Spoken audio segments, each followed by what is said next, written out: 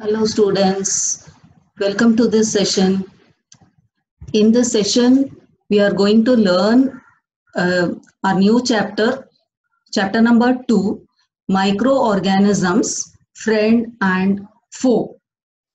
And in this chapter, we are going to learn about microbes, otherwise called as microorganisms, and microorganisms and humans. How are we related? And friendly microorganisms, harmful microorganisms, food preservation, nitrogen fixation, and nitrogen cycle. Okay, now let's start our chapter Microorganisms, Friend and Foe. And the chapter name itself indicates microorganisms. Micro means very, very small. Organisms means all living things, which includes both plants as well as animals. And if you see in our surroundings, there are various kinds of plants and animals. And only these different kinds of plants and animals, what we see, only these organisms are present around us. No, other than this, many microorganisms which cannot be seen with our naked eye also present.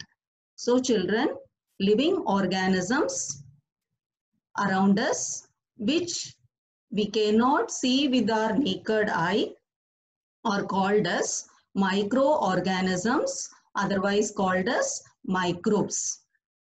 And if you see during rainy season, if you keep some bread which becomes moist due to rainy season, after 1 or 2 days they get spoiled. That is, my moist bread gets spoiled, and if you see that the bread surface gets covered with grayish white patches, and if we see that patches through a magnifying glass, we can see a very tiny black rounded structure. If you see in this figure, that moist, that bread, which what we call that as bread got fungus, affected by fungus.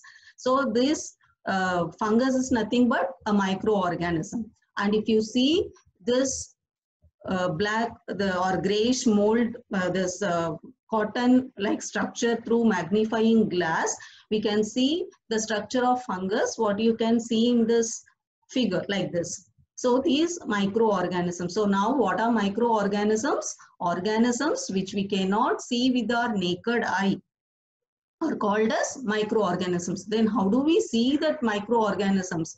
Microorganisms can be observed by microscope.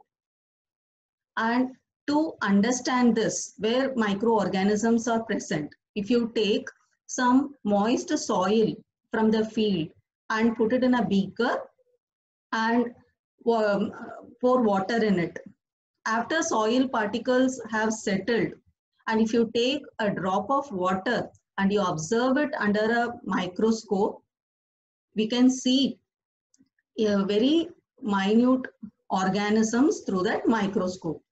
And also if you take few drops of water from a pond and if you spread on a glass slide and observe that glass slide through a microscope, and during by these observation, that water and soil consist of full of tiny organisms.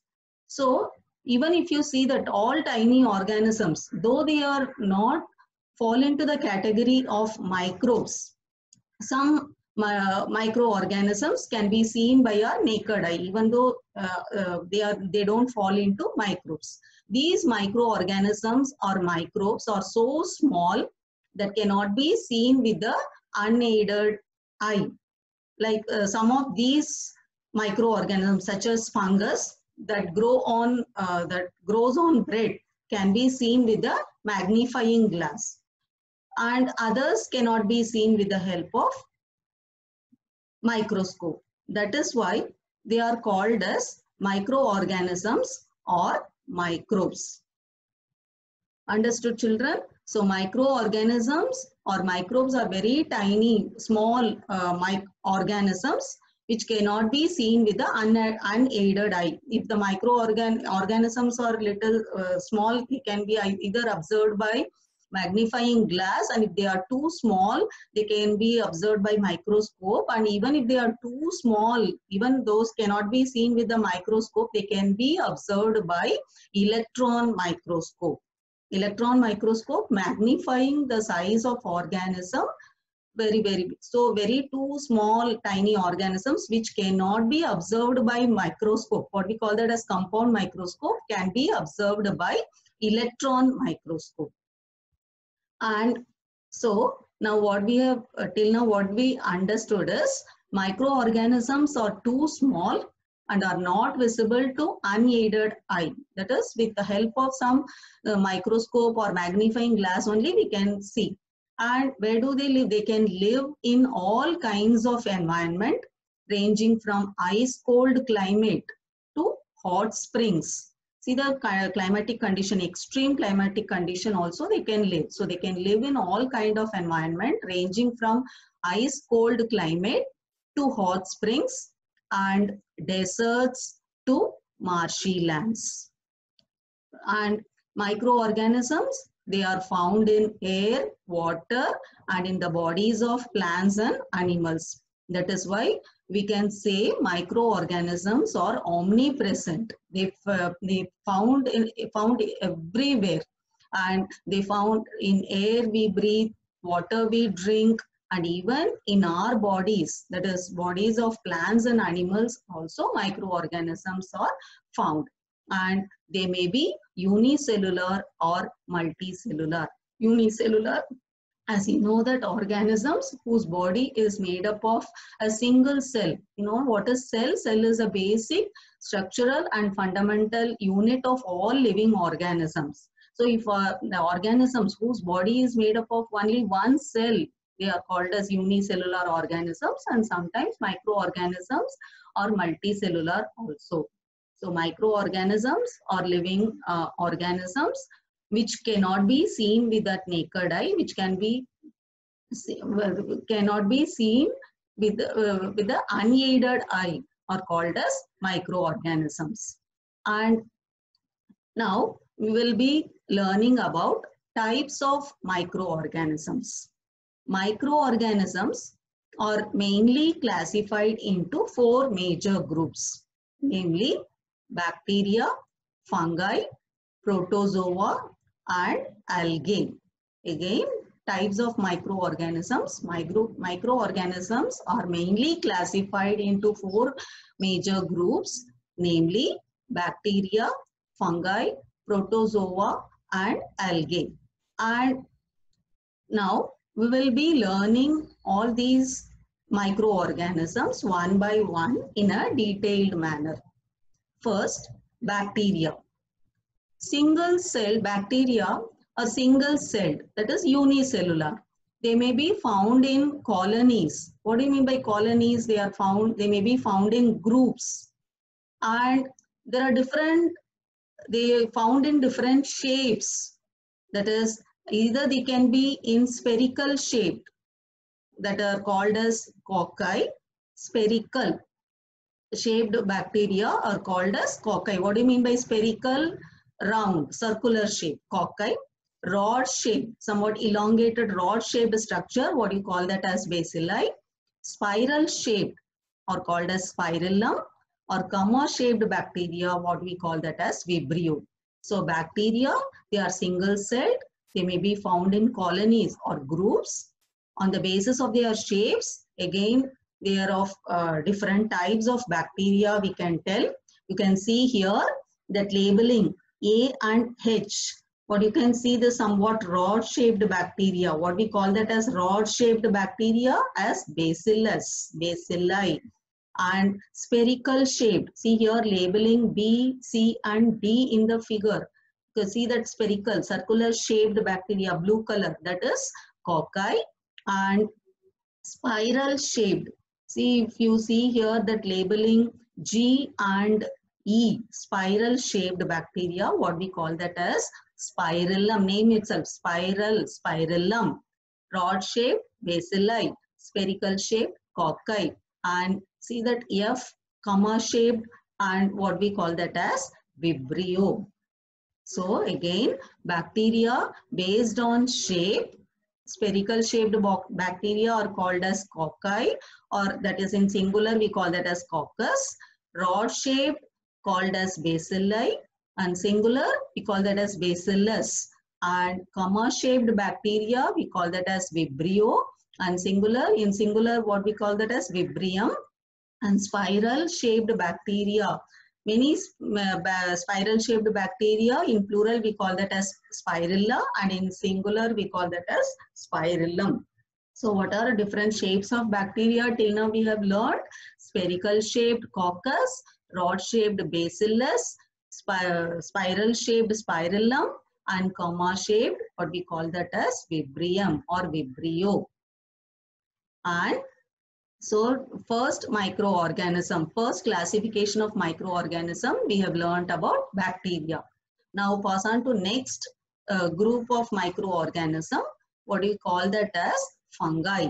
And if you see, they are plant-like organisms, but even though they are plant-like, they do not contain chlorophyll, are called as fungi. And you can see that fungi, what we have learned, bread, on the bread, grayish white-like structure, blackish. The cottony like structure, what we call that as fungus. That is an example for mold, bread mold. And other fungus you can see here, Penicillium, Aspergillus, etc. And if you see fungi, they may be unicellular or multicellular. Unicellular made up of only one cell, and multicellular whose body is made up of more than a cell, many cells are called multicellular. So fungi may be unicellular or multicellular and are found in, where do they found, where they are found in warm and moist places, and they can be heterotrophic.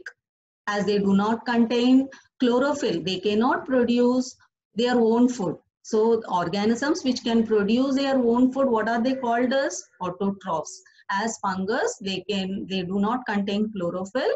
They cannot produce their own food. So they are heterotrophs. They can be heterotrophic and saprotrophic.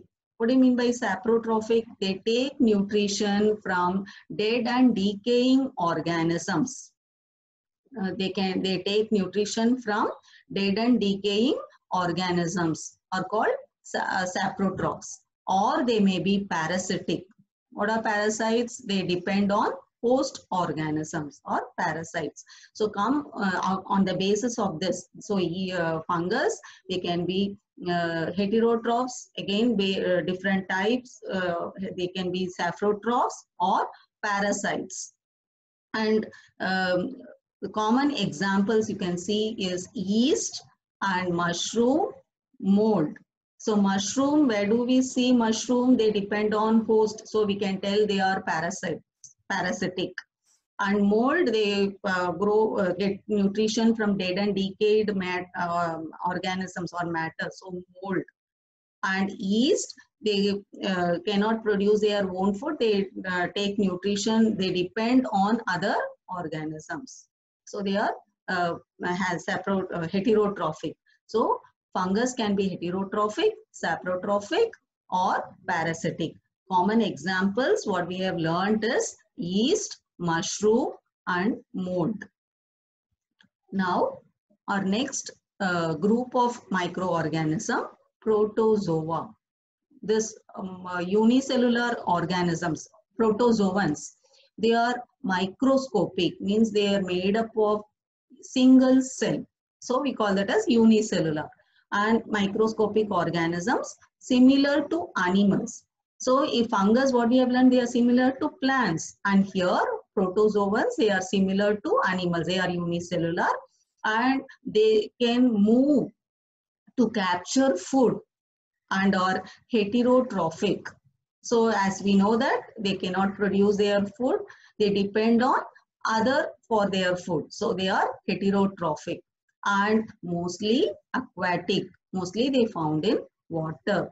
And example, amoeba, paramecium. See what you can see in this figure, amoeba and paramecium. Amoeba, they do not have a specific shape and they have that false foot-like structure, what we call that as pseudopodia. This we have learned in 7th standard, isn't it? And pseudopodia, as if they found any food particle, they extend that pseudopodia and cover that food particle, capture it and engulf it. So they do not have proper shape. And see here in this figure what there's the examples of protozoans, amoeba and paramecium. So what are protozoans? The other group, the microorganisms which are unicellular, microscopic, similar to animals that can move to capture food. So they are called as, what is that, heterotrophic, and they are mostly aquatic.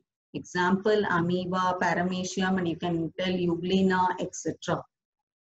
And now coming to our, so children, till now we have learned about what are the different groups. Till now we have learned, first we have learned about bacteria, then fungi, then protozoans, and now fourth group we are going to learn about algae. Algae are simple, again, plant-like organisms which are usually aquatic in nature. See, if you see in pond, that surface, any water resources on the surface, that brown, green color layer on the surface of water is nothing but algae. Or during rainy season, even in that outside the wall, or you can see that potted plant outside the pot, you can see that velvety green like structure is nothing but what is that? Algae. They are simple plant like organisms. So they found in moist places, so usually aquatic in nature. And they contain cell wall and chlorophyll. So cell wall, plant cell, they contain cell wall. You have learned the differences between plant cell and animal cell, isn't it? Cell wall, plant cell contains cell wall, and they also contain chlorophyll. So they come into the category of plants, isn't it? They contain cell wall and chlorophyll so that they can make their own food by the process of photosynthesis. And algae, if you see, they can be unicellular or multicellular. And if you see, some of them, they are found in filamentous form, filaments, like filament-like structure. Example, see here you can see Spirogyra. Spirogyra, they are having spiral-shaped chloroplast. So their name, they indicates they are called as Spirogyra. Or in colonial forms. Colonial means what? Colonies, in groups. In groups, the example of algae is volvox. So algae, they can be unicellular or multicellular. And some of them they found in filamentous form, example Spirogyra, or in groups, colonies, colonial form, what we call that as colonial form, example volvox. And next group. So main four groups till now we have learned. What are they? Bacteria, fungus, algae, and protozoans. And now this we are going to learn about microorganisms, what we call that as viruses. Viruses, they are very small than any unknown cell. So viruses cannot be seen with our compound microscope. They can see with the help of electron microscope. They come under the border line of living organisms and non-living organisms. That is, outside the body, they cannot reproduce. So once they enter the other living organisms like any bacteria, plants, animals, whatever organisms they enter, then only they can be alive and they can reproduce. So we don't include this virus in that main group of classification. Viruses are very, very small. They cannot be seen with the compound microscope. They can be seen only with the help of electron microscope. And it can reproduce only inside the bodies of other organisms. That is nothing but what we call that as host. So in order to reproduce, what we call, they have to enter the other body of other organisms, what we call them as host they need. And you may have heard about viral infection. Now what is going on, isn't it? Virus. So virus is where it causes several diseases, and common diseases which caused like a cold, cough, flu fever, influenza, what we otherwise called as influenza. These are all common disease, are also caused by virus. And some severe diseases like polio, chicken pox, and even you can we have heard about AIDS. Now what is going on, this COVID, these are all corona, these are all caused by virus, isn't it? And so these common examples of virus, you can tell influenza virus, chicken pox virus, etc. Got children? So viruses, they are very, very small, and they can be seen only with the help of electron microscope. They can reproduce only inside the bodies of other organisms. That is, for reproduction, they need host organism. Some common examples of virus are influenza virus, chickenpox virus, etc. And disease caused by viruses are common cold, cough, flu, polio, chickenpox, etc. And so what we have learned, viruses are very microscopic. They reproduce only inside the cells of host organisms. These host organisms may be plant, animals, or bacterium, etc. And some common ailments like cold, influenza, what is that called as flu, fever, and most coughs are caused by viruses. And also viruses cause serious diseases like polio, chickenpox, etc. Got children? Now we will be learning about where do microorganisms live. As I told already, microorganisms, they found everywhere, isn't it? So microorganisms again microorganisms, they may be single celled like bacteria, some algae, and protozoa, or they may be multicellular such as algae and fungus. And they can survive, live under all types of environment, ranging from ice cold climate to hot springs and deserts to marshy land. Deserts, there will be no water, and marshy land, more water will be there, isn't it? So extreme condition, ice cold climate to hot spring, desert to marshy land. Any place, any environment, they can live. They are also found inside the bodies of animals, including humans. And some microorganisms, they grow on other organisms, while others exist freely. And microorganisms like amoeba, they can live alone, while fungi and bacteria, they live in colonies. That is, they live in groups. And microorganisms, they play, and as how do we relate with each other? And microorganisms, they play an important role in our lives. Do all microorganisms are harmful? That is, do all microorganisms, they cause diseases? No. Some microorganisms, they are very useful for us. They are beneficial in many ways, whereas some others are harmful and cause diseases. Got children? So about this, how do they help us or how do they cause diseases? This we are going to learn in next session. That is, next session we are going to learn about how microorganisms are beneficial for us in a detailed manner. And so children, till now we have learnt about what are microorganisms. That is, microorganisms or living organisms which cannot be seen by our naked eye, which can be seen by some compound microscope, electron microscope, or magnifying lens, are called as microorganisms. Where do microorganisms live? Microorganisms live anywhere, any extreme condition, that is from hot to cold, and as well as from desert to marshy land. Where are microorganisms found? Microorganisms found everywhere, in plants, bodies of plants, animals, water we drink, air we breathe, etc.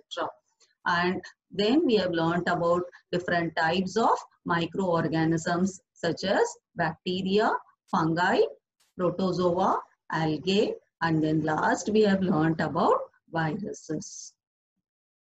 That's all for this session. Thank you.